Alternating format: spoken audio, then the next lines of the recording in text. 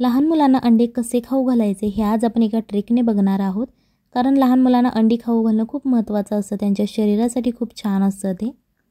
सगळ्यात पहिल्यांदा इथे आपल्याला 2 अंडी उकडून घ्यायची आहेत। जी आपल्याकडे आलं खिसण्याची खिसणी असते त्या खिसणीने आपल्याला ही जी 2 अंडी आहे ती खिसून घ्यायची आहे। जर तुमच्याकडे अशा प्रकारची छोटी खिसणी नसेल, दुसरी कोणतीही खिसणी तुमच्याकडे अवेलेबल असेल, तुम्ही त्या खिसणीने खिसून घेऊ शकता। कारण लहान मुलं अंडी खायला नाही म्हणतात, आतला जो डील असतो तो सुद्धा मुलांना आवडत नाही।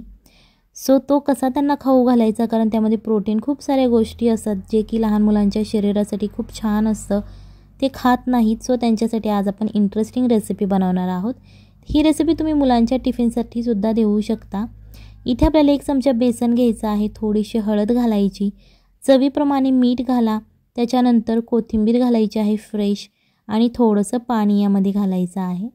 चमच्याच्या मदतीने हे छान असं मिक्स करायचं आहे। तुम्हाला दिसत असेल बघा, हे आता आपलं मिक्स करून झालेलं आहे। त्याच्यानंतर परत आपण थोडंसं पाणी घालायचं आहे, जेणेकरून मीडियम अशी ही आपल्याला पेस्ट तयार होईल। इथे लक्षात ठेवा की जास्त पातळ करायची नाही आणि जास्त घट्टही करायची नाही, मीडियम अशी ही पेस्ट आपल्याला बनवून घ्यायची आहे। एका बाउलमध्ये 1 बारीक चिरलेला कांदा घ्यायचा आहे, त्याच्यानंतर बारीक चिरलेली हिरवी मिरची घ्या। जर तुम्ही लहान मुलांसाठी बनवत असाल तर मिरचीचं प्रमाण कमी केलं तरीही चालेल। बारीक चिरलेली कोथिंबीर आणि चवीनुसार मीठ घालायचं आहे। हे सगळं घालून झाल्यानंतर छान असं मिक्स करा, जेणेकरून मीठ कांद्याला आणि कोथिंबीरीला लागलं जाईल। याच्यानंतर आपण जे अंड खिसून घेतलेलं होतं ते यामध्ये घालायचं आहे। तुम्हाला दिसत असेल बघा, मी 2च अंडी खिसलेली आहेत, पण एवढं त्याचं तयार झालेलं आहे जी की 4 ते 5 मुलं आरामशीर खाऊ शकतील, इतकीही जास्त तयार झालेली आहे हे मिक्सचर। सो ते सुद्धा मिक्स करायचं आहे। अंड घालून झाल्यानंतर छान असं मिक्स करा, जेणेकरून जे मीठ घातलेलं आहे ते याला लागलं जाईल। हे चपातीचं पीठ घ्यायचं आहे। सकाळी आपण मुलांच्या डब्यासाठी चपातीचं पीठ तयार करतो, सो तेव्हाच तुम्ही ही रेसिपी बनवू शकता, जास्त वेळ सुद्धा लागत नाही। जर तुम्हाला मैदा खावासा वाटत असेल तर तुम्ही मैदासुद्धा यामध्ये वापरलं तरीही चालेल, पण आज आपण मुलांच्या टिफिनसाठी बनवत आहोत, सो मी ते गव्हाचं पीठ वापरलेलं आहे। हे आपल्याला चपातीसारखं लाटून घ्यायचं आहे। इथे लक्षात ठेवा की जास्त पातळही करायचं नाही आणि जास्त जाडही नाही करायचं, मीडियम असं आपल्याला हे लाटून घ्यायचं आहे। ही अशा प्रकारे मोठी जेव्हा आपली चपाती लाटून होते, त्याच्यानंतर जे आपण बेसन तयार केलेलं आहे, जो बेसनचं मिक्सचर आहे, ते चमच्याच्या मदतीने चपातीच्या मध्यभागी आपल्याला चौकोनी शेपमध्ये ते स्प्रेड करायचं आहे। तुम्ही तुमच्या इच्छेनुसार कोणताही इथे शेप बनवू शकता। आज मी ते चौकोनी बनवलेला आहे, तुम्ही सर्कल शेपमध्ये सुद्धा स्प्रेड करू शकता।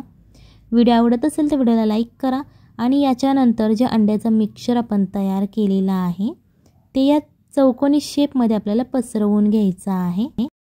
हे जे अंड्याचं मिक्सचर आहे ते आपल्याला सगळ्या बाजूने स्प्रेड करून घ्यायचं आहे। जेवढं आपण बेसन स्प्रेड केलं आहे त्याच्यावरती ते स्प्रेड करायचं आहे, जास्त बाहेर येऊन देऊ नका। याच्यानंतर ही जी चपाती आहे ती 4ही बाजूने आपल्याला फोल्ड करायची आहे।